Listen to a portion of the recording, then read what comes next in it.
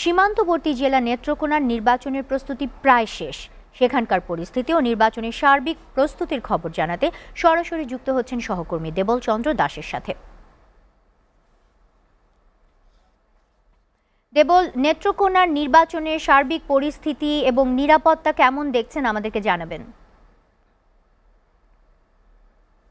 আপনি যেমনটি বলেছেন, আপনি জানেন যে নির্বাচনের মাত্র আরেকটি দিন রয়েছে। তো সেই লক্ষ্যে কিন্তু নির্বাচনে যে যারা প্রচার প্রচারণা কিন্তু ইতিমধ্যে বন্ধ রয়েছে। তো আমরা এখন যেটি দেখতে পাচ্ছি যে নির্বাচনী যে সামগ্রী রয়েছে, বিভিন্ন উপজেলা নির্বাচনের সামগ্রী যাচ্ছে।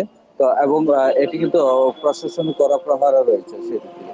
আমি আপনাকে আরেকটি বিষয় জানিয়ে রেখেছি, গতকাল রাতে আমাদের নেত্রকোনা সদর এবং পূর্বদর উপজেলার বেশ কয়েকটি জায়গায় আমাদের যে ভোট কেন্দ্রে বুথে আপনাদের অগ্নিসংযোগের ঘটনা ঘটছে। রাতের বেলা এই দুর্বৃত্তরা এই ঘটনা ঘটেছে। তো সেই কিন্তু এই ঘটনাস্থল কিন্তু পুলিশ এবং আর্মি সহ বিভিন্ন প্রশাসনের লোকজন কিন্তু ঘটনাস্থল পরিদর্শন করছে।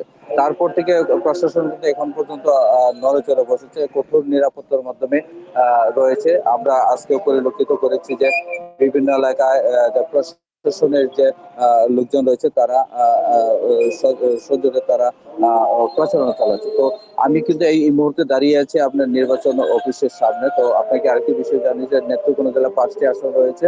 তো সেই কিন্তু 5টি আসনের যারা প্রার্থী রয়েছে তারা সকলেই এখন চিন্তায় রয়েছে যে ভোট গ্রহণ হবে, আর সুষ্ঠুভাবে যদি ভোট গ্রহণ হয় তাহলে তারা মানে প্রার্থীরা জয়যুক্ত হবেন। তাই আরেকটি বিষয় হচ্ছে যে যারা ভোটার রয়েছেন, সাধারণ ভোটার যারা আছে, অনেকের মধ্যে এখন কিন্তু একটা আতঙ্ক বিরাজ করছে যে সুষ্ঠুভাবে তারা ভোট দিতে পারবে কিনা।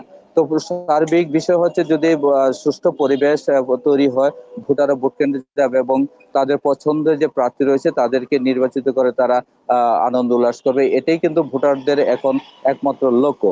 তো আমার কাছে নেত্রকোনা থেকে এই ছিল সর্বশেষ পরিস্থিতি।